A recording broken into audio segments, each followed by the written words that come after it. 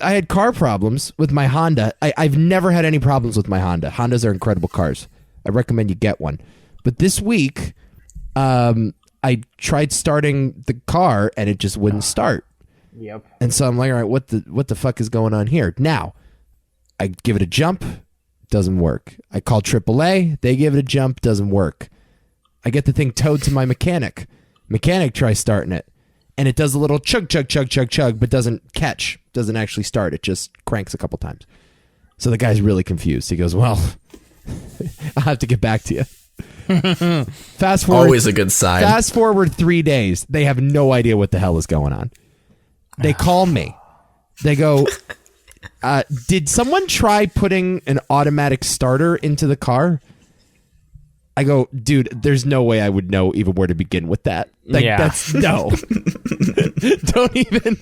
The answer is no. If I tried modifying it beyond, getting a new air freshener, it's not the case. No one touched anything. He goes, then I really have no idea what the problem could be. I go, well, I did have a problem with the key last week. The key to the Honda, the shell of the key cracked, and the actual metal part of the key separated from the plastic base. So I had to order a new plastic key from Amazon for $8 because I had this like duct tape around the key for months, and it was giving me problems. Finally, I just got the new base, and I took the old key out and I replaced it, and I put the remote in the new shell, and come to think of it, I did it the night before the car wouldn't start. Oh, no. And actually, as a matter of fact, I never tested out the new key before I threw out the old one. Oh, no. He goes, there wasn't just a remote control in that plastic shell. Oh, no, you dumb ass. I go, what are you talking about? He goes, there's a key fob in every Honda key that is programmed for your specific car. I'd never heard of this before. This is an 04 Honda I drive. It's a little microchip, basically. Yes, I've never heard this. You're the first person I brought this up to that heard of this. Yeah. Oh, no, I've heard of this. I've never heard of this. So I figure, okay, it's just a piece of plastic. There's no, which is why I didn't even bring it up to the guy. It was such an afterthought. I'm like, there's no reason why this plastic piece would be essential to start the key. Yep. But yes, the key fob has to match the code in the Honda in order for the car to start. And I looked it up on YouTube. Sure enough, that's a real thing. Yep. So I think it was every car after 2000 or 2001 has that. Every car? I think so, yeah. Like a majority of them. Are you serious? Special keys, yeah. So here's my question. How can this company in good conscience sell you a new shell, knowing that you'll have to get it reprogrammed anyway? Because there's idiots like you that don't know it. I just want to know why it's on Amazon and why it has good reviews. It makes no sense to me. Because I think some people now don't quote me on this because I don't know, but I think with some of those old ones, if you know what you were doing, you could program the keys yourself. Well, that's not what happened. It's just all they gave us that came in the mail was a plastic shell. There was no chip implanted in there. Oh, I see. So they had to. So it was decorative. It's an ornament. You can hang it on the Christmas tree, I guess. Yeah. A plastic Honda shell that fits any key perfectly is just, totally, aesthetic. Long story short, the guy goes, you still got that old shell? Fuck no, I threw it out. Of course I threw it out. God. Well, we're going to have to call Honda and it's get like them $400, to reprogram. isn't it? $325 it set me back.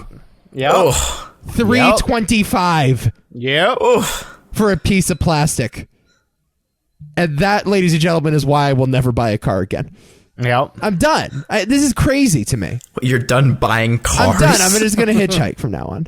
Where do these guys get off? Like designing a key so you have to reorder it from them. But it really is a security feature. Fuck off, it's a security feature. Because here's what happened in the 90s. People would go to a parking, like a Walmart.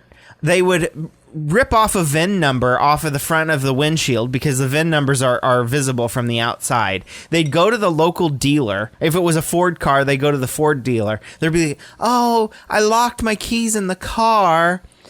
Here's the VIN number. And then they could look up the VIN number and make a key right there at the dealership. They'd buy that key for $20. They'd go back to the Walmart where the car was parked, get in, and steal the car. Who the fuck has time to do all that? A car thief. A In the genius car fucking thief. 90s, too. A genius car thief. I thought the exact same thing. I know. Where do you find the time? But that's what was happening. I remember we were No, covering they up. deserve the car at that point. Right. We yeah, were- you've earned it. We were This is what covering. bothers me. Why do we punish master criminals? I agree. Like, I've seen recently Catch Me If You Can. Catch me That if you guy, can. Here we go. I knew this is where that was going. That guy deserved every bit of money he spent. What's the guy's Let him name? get away with Frank it. Abagnale? Yep. Yep. Love that guy. Junior. Oh, right. Of course. He deserves it, man. Yeah, I'm with you on that. Yeah, that's, well, Rob, I never thought about it that way. Yeah, so I remember in the 90s, we were covering up our VIN numbers when we'd go park in the city. Oh, wow. Yeah. I remember that being a thing. I didn't know. Seemed like something that could have been solved very easily by just not having an exposed VIN number Right? Yeah, you'd think so. instead of some complicated microchip technology. Yeah, no. Microchips are all the rage. I could not believe it. I didn't know that they had such capabilities in 2004.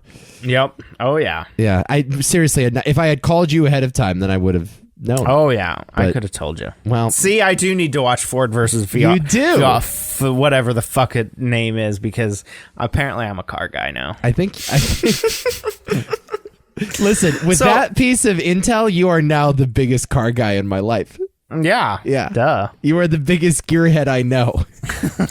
What's funny is my car doesn't even have a key anmore. No. Yeah, I It's get like all that. electronic. Right, I understand that. I just figured, it's a key. Just I can get a new piece of plastic. And then I'm talking to my dad, and my dad goes, "Well, now that you mention it, I wasn't able to start the car without the base before, and now, thanks, Oh, Dad. my God. Appreciate that. Thanks for passing on all the car wisdom to me, by the way. Dude, my family is just pathetic. You have no idea. How? Yeah. That's, yeah. Crazy. I know nothing. I really don't. Cars are such a blind spot for me. You know? Oh, they're a blind spot for everybody because my car wouldn't start when we were doing our podcast last time. It was a dead battery, and I'm stranded. I have no idea what to do. You ever jump a car? I have not. No. Really? No, I haven't. Oh my. I just learned. Yeah. Oh my god, you guys. It's easy. I can see there's instructions on my car on how to do it and how to hook I it love up. jumping. If I see somebody like whose car is not starting, I love going over to help. I feel like a fucking mad scientist. I'm my like God. sticking the wires in. And You cross the streams just to get the little, like, Frankenstein. lightning you bolt. just touch them together. I have the power. I create life.